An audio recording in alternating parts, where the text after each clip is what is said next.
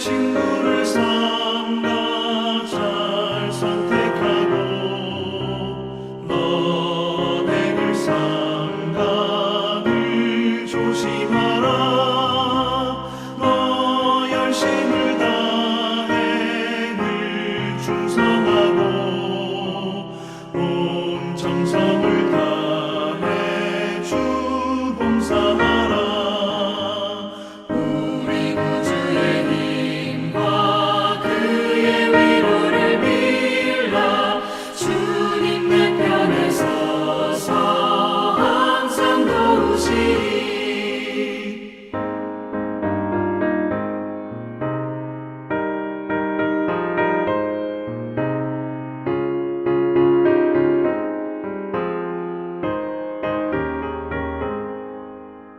잘 이기는 자는 상 받으리니 너 낙심치 말고 늘 전진하라.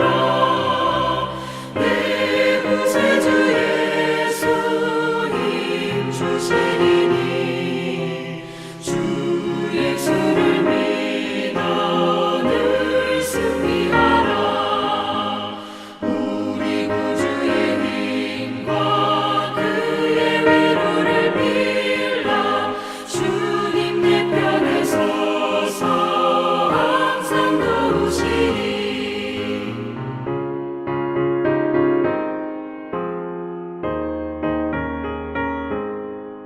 오늘 새벽 우리에게 주시는 하나님의 말씀은 누가복음 4장 1절에서 13절까지 말씀입니다. 저와 여러분이 한 절씩 교독하겠습니다. 예수께서 성령의 충만함을 입어 요단강에서 돌아오사 광야에서 40일 동안 성령에게 이끌리시며 마귀에게 시험을 받으시더라. 이 모든 날에 아무것도 잡수시지 아니하시니 날수가 다함에 줄이신지라. 마귀가 이르되 내가 만일 하나님의 아들이여든 이 돌들에게 명하여 떡이 되게 하라. 예수께서 대답하시되 기록된 바 사람이 떡으로만 살 것이 아니라 하였느니라. 마귀가 또 예수를 이끌고 올라가서 순식간에 천하 만국을 보이며 이르되 이 모든 권위와 그 영광을 내가 내게 주리라. 이것은 내게 넘겨준 것이므로 내가 원하는 자에게 주노라. 그러므로 내가 만일 내게 절하면 다 내 것이 되리라. 예수께서 대답하여 이르시되 기록된 바 주 너의 하나님께 경배하고 다만 그를 섬기라 하였느니라. 또 이끌고 예루살렘으로 가서 성전 꼭대기에 세우고 이르되 내가 만일 하나님의 아들이여든 여기서 뛰어내리라. 기록되었으되 하나님이 너를 위하여 그 사자들을 명하사 너를 지키게 하시리라 하였고 또한 그들이 손으로 너를 받들어 내 발이 돌에 부딪히지 않게 하시리라 하였느니라. 예수께서 대답하여 이르시되 주 너의 하나님을 시험하지 말라 하였느니라. 마귀가 모든 시험을 다 한 후에 얼마 동안 떠나니라. 아멘. 앞선 누가복음 3장에서 예수님은 세례를 받으셨고 또 족보를 통해서 예수님은 정말로 우리처럼 살과 피로 된 그런 인간이고 사람이라는 것을 생생하게 보여주고 있습니다. 이어서 오늘 4장의 본문은 예수님이 시험을 받으시는 그런 이야기입니다. 1절에서 예수님이 성령 충만함을 입어 요단강에서 돌아오셨다 그렇게 말씀합니다. 누가복음 3장 21절과 22절에서 예수님이 세례를 받으시는 장면에서 그 기도하실 때 하늘이 열리고 비둘기 같은, 그러니까 눈에 보이는 그 형체로 성령이 그 위에 강림하셨다고 그렇게 말합니다. 예수님께서 성령 충만함을 입어서 광야에서 시험을 받으셨다는 그 말씀은 예수님께서 수동적으로 움직이신 것이 아니라 능동적으로 그렇게 가셨다는 말씀입니다. 예수님이 광야로 가셨다.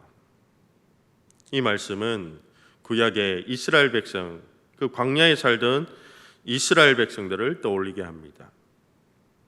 이스라엘 백성들은 광야에서 40년 동안 살면서 그곳에서 시험을 받았습니다. 그때마다 이스라엘 백성들은 하나님께 불평했고 또 우상 숭배하면서 결국 실패하고 말았습니다. 하나님의 백성으로 살아가고 순종하는 일에 실패했다는 것입니다. 그런데 이제 예수님은 이스라엘의 새로운 대표로서 예수님이 어떻게 그 이스라엘이 실패했던 그 시험을 어떻게 이기셨는가, 그것을 알려주고 있습니다. 누가복음 11장 24절은 그 더러운 귀신이 물 없는 곳으로 다닌다, 그렇게 말하고 있습니다. 그래서 이 광야라는 곳은 그 마귀들이 살고 있는 그런 장소, 서식지라고 할 수 있습니다. 그래서 예수님은 성령에 이끌려서 성령의 인도를 받으시면서 성령이 충만한 상태로 마귀에게 아이러니하게도 시험을 받게 됩니다. 여기서 시험이라는 말은 야고보서에서 말하는 것 같이 믿음을 잃게 하는 마귀의 유혹이라는 말일 수도 있고, 또 반대로 믿음을 견고하게 하기 위한 하나님의 시험이라는 그런 이중적인 의미가 담겨 있습니다. 광야에서 예수님은 시험을 받으시면서 이 모든 날 동안 40일 동안 금식하였다, 그렇게 말합니다. 구약에서도 모세와 엘리야가 40일간 금식한 이야기가 있습니다. 금식의 기간이 이렇게 40일 동안 길었다는 것은 예수님께서 심각하게 굶주셨다는 그런 말씀입니다. 3절에서 마귀는 첫 번째 시험을 하고 있습니다. 뭐라고 말하느냐 하면 내가 하나님의 아들이거든. 여기서 마귀는 하나님의 아들이라는 것은 맞다 아니다, 그것을 입증하는 말이 아니라 내가 하나님의 아들이 맞다, 그렇다면 하나님의 아들이니 이 돌들을 명해서 떡이 되게 하라고 말하는 것입니다. 누가복음 1장 2장에서 마리아에게 가브리엘 천사가 나타나서 아이가 태어날 것을 미리 알려줍니다. 그러면서 하나님의 아들이라는 것을 계속해서 이야기해 왔습니다. 누가복음 3장에서 세례 받으실 때 이는 내가 사랑하는 아들이라는 음성을 하나님께 직접 들었습니다. 그렇기 때문에 하나님의 아들이라면, 그러면 하나님의 아들인 걸 맞는데, 그렇다면 이 돌이 떡이 되는 그 이적을 행할 수 있지 않은가? 하나님의 아들이라면 큰 능력을 가지고 이 이적을 베풀라는 것입니다. 그러나 먼저 예수님은 이 이적을 행하라는 그 마귀의 요구를 거부합니다. 마귀의 시험은 예수님이 자기 자신을 위해서 그 배고픔을 해결하는, 자기를 위해서 먼저 이적을 베풀라는 말입니다. 그런데 예수님의 하나님의 아들은 아버지의 뜻에 순종하는 것이지 자기의 뜻대로 하지 않는 것이라고 말씀합니다. 그러면서 신명기 8장 3절 말씀으로 그 대답을 대신하는데 자기를 사람이라고 말씀하시면서 사람은 떡으로만 살 것이 아니라, 그렇게 말하면서 마귀를 물리칩니다. 원래는 이 말씀 뒤에 사람이 떡으로만 살 것이 아니라 여호와의 입에서 나오는 말씀으로 살 것이라는 말이 나오게 되는데, 이곳에서는 생략이 되어 있습니다.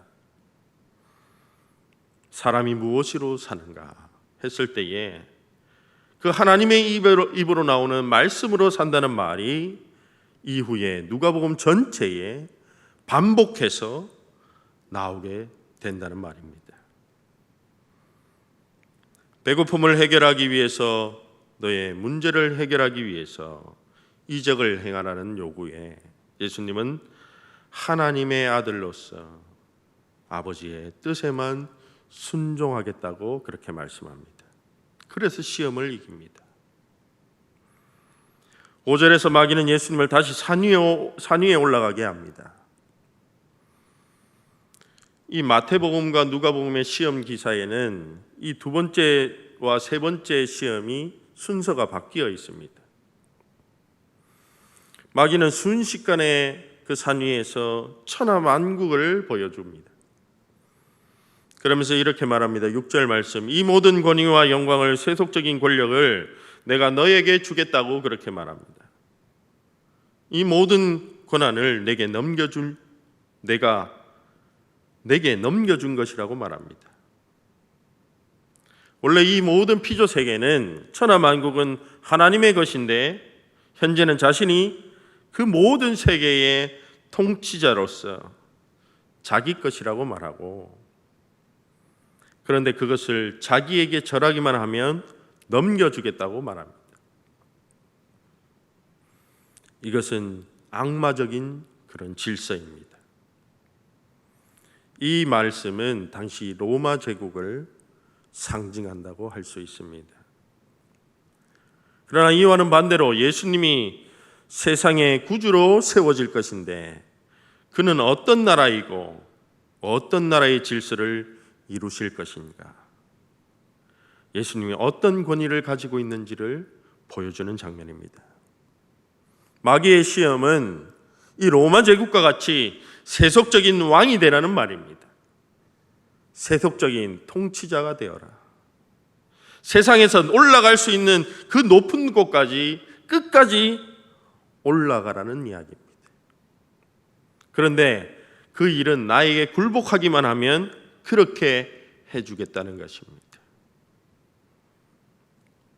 이것은 하나님의 뜻에 순종하는 방식으로 왕이 되는 것이 아니라 세상 권력에 굴복하고 그 권력에 줄서게 하고 거기에 복종하는 형태로 왕이 되라는 시험입니다.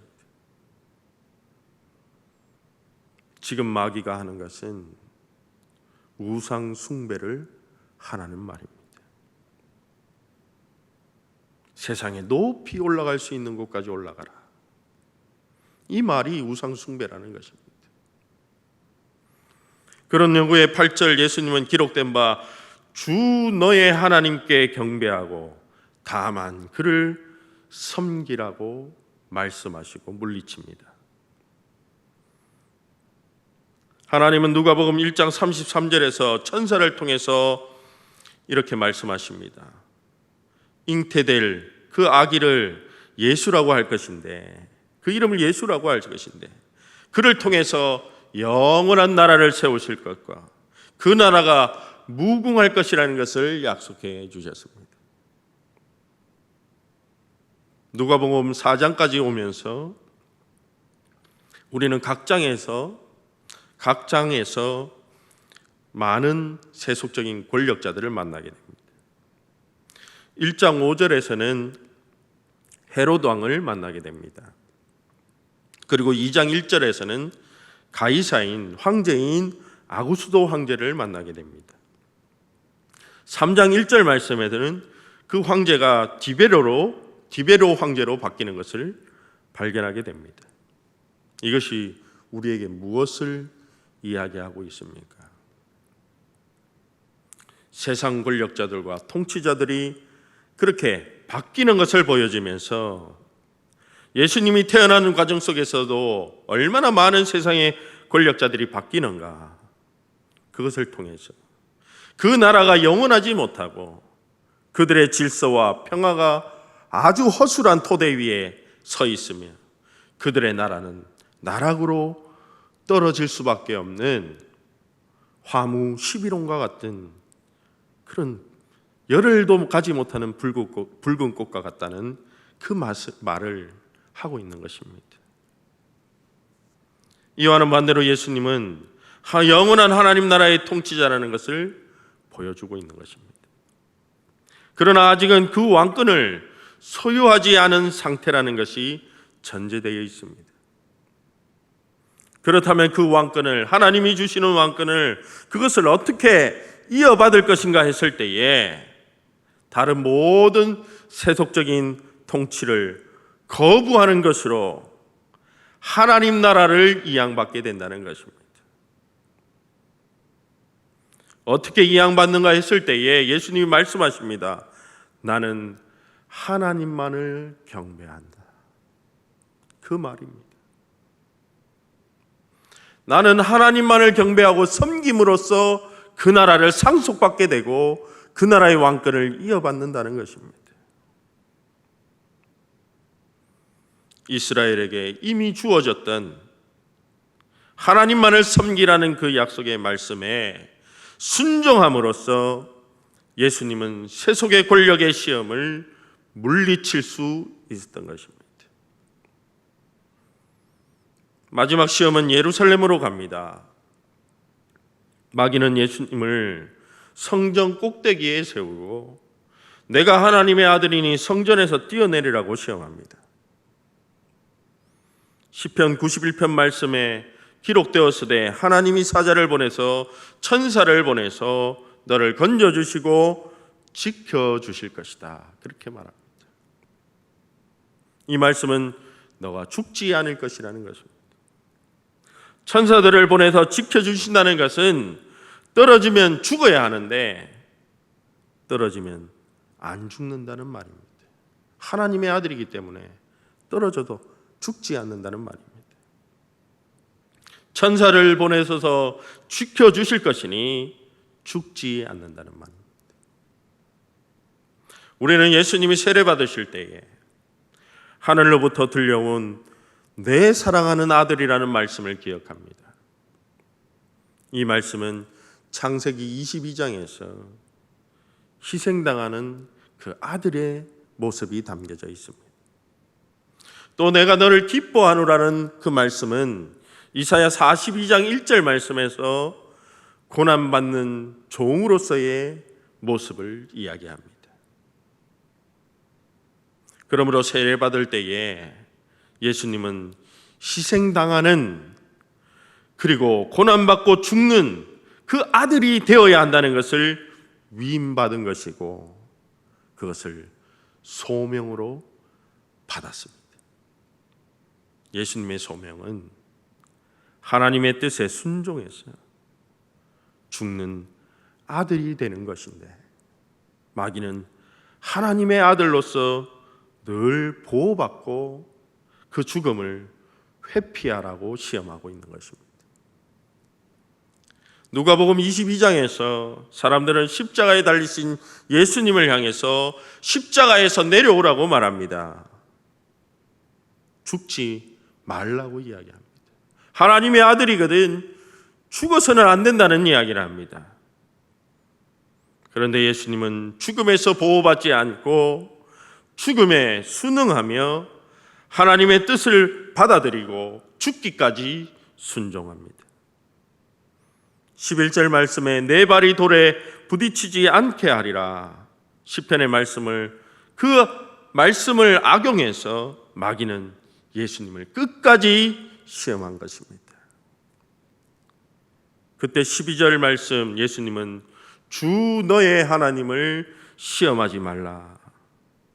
나는 내가 말하는 그러한 방식으로 하나님을 시험하지 않겠다고 그렇게 말합니다. 이 전체의 이야기 속에서 예수님께서 하나님께 받은 소명은 그 순환받고 십자가의 길에 순종하는 모습입니다. 그러나 계속된 마귀의 유혹은 하나님의 아들이라는 특권을 가지고 그 모든 것을 회피하고 그리스도의 사명을 벗어나도록 유혹하고 있습니다. 이후에 마귀는 잠시 예수님 곁을 떠났다가 누가복음 22장 3절에서 다시 나타납니다. 그때 예수님이 순환받을 때에 그 기회가 올 때에 그 마귀는 다시 나타나서 이제는 제자들이 그 예수님을 배반하도록 부추기고 있습니다. 오늘 말씀은 그리스도가 당한 순환을 통해서 또 그 길을 따르는 제자들이 이 세상을 살아갈 때에 어떤 유혹과 시험을 받을 것인가 그것을 우리에게 말씀합니다. 그때에 어떻게 우리는 그리스도를 본받아야 하는가 말씀해 주고 있습니다. 구약의 시대에서 그 하나님의 백성 이스라엘 백성은 그 시험을 받았을 때에 실패했습니다. 그러나 예수님은 이스라엘의 새로운 대표로서 그리고 메시아로서 이스라엘 백성을 구원하시기 위해서, 모든 백성을 구원하시기 위해서 말씀에 끝까지 순종함으로 시험을 이기시고 하나님의 뜻을 성취하셨습니다. 오늘 새로운 이스라엘로서 우리는 부름을 받았습니다. 그렇다면 그 교회 제자들은 어떻게 예수님을 따라갈 수 있는가 생각할 때에 우리는 1절 말씀에서 이 모든 것은 성령의 인도하심으로 된다고 말씀하고 있습니다. 성령이 우리를 이끄신다고 말합니다. 우리가 성령의 인도를 받으면 우리는 시험도 고난도 없고 유혹도 없다고 생각하지만, 그러나 성령 충만한 상태의 삶은 어떤 삶인가 우리에게 말합니다. 그 삶은 더 많은 시험과 고난의 삶에 가까운 삶이라고 우리에게 말하고 있는 것입니다. 그러나 예수님은 성령이 충만할 때에 시험을 받았고 그 시험을 성령 충만함으로 이겨냈습니다. 그리스도를 믿는다는 것은 그리스도인에게 시험이 없는 것이 아닙니다. 우리는 날마다 예수님과 동일한 그 시험을 받고 있습니다. 그러나 하나님의 뜻을 깨닫게 해주시는 성령의 인도하심을 통해서 우리는 시험을 물리쳐야 할 줄 믿습니다. 첫째 맞이로서 예수님이 자신의 사명을 다 하신 것처럼 하나님의 아들, 딸로 부름받은 우리도 성령을 받음으로써 하나님의 뜻에 그 말씀에 순종함으로써 모든 시험을 이길 줄 믿습니다. 우리를 하나님의 말씀에 순종하도록 하시는 성령님의 인도하심과 그 충만함을 받아서 모든 우리를 유혹하는 시험에서 이기고 승리하는 모든 성도님들이 다 되시기를 바라겠습니다. 기도하겠습니다. 주님, 성령 충만하기를 원합니다. 성령 충만하여서 하나님의 아들, 딸로서 이 세상에 하나님 나라 백성으로 살아가게 도와주시옵소서. 날마다 우리는 우리의 육체의 필요 속에 살아갑니다. 그러나 그것보다 더 중요한 것이 하나님 말씀에 대한 순종임을 알게 하여 주시옵소서. 예수님께서 하나님의 아들 되심은 겸손과 섬김과 죽기까지 순종함으로 아들이 되심을 깨닫게 하여 주시옵소서. 우리를 하나님의 말씀에 순종하는 자녀로 그 부르신 소명을 깊이 알게 하시고 그 소명의 자리에서 날마다 진리로 거짓을 제압하고 유혹을 이기는 우리가 되게 하여 주시옵소서. 하나님 말씀에 사랑과 충성함으로 참 영광에 이르는 십자가의 길을 묵묵히 걸어가 세상이 흉내낼 수도 없는, 감출 수도 없는 참 행복과 생명을 얻는 우리 모두가 되게 하여 주시옵소서. 감사드립니다. 거룩하신 예수님의 이름으로 기도드리옵나이다. 아멘. 하늘에 계신 우리 아버지, 아버지의 이름을 거룩하게 하시며 아버지의 나라가 오게 하시며 아버지의 뜻이 하늘에서와 같이 땅에서도 이루어지게 하소서. 오늘 우리에게 일용할 양식을 주시고 우리가 우리에게 잘못한 사람을 용서하여 준 것 같이 우리 죄를 용서하여 주시고 우리를 시험에 빠지지 않게 하시고 악에서 구하소서. 나라와 권능과 영광이 영원히 아버지의 것입니다. 아멘.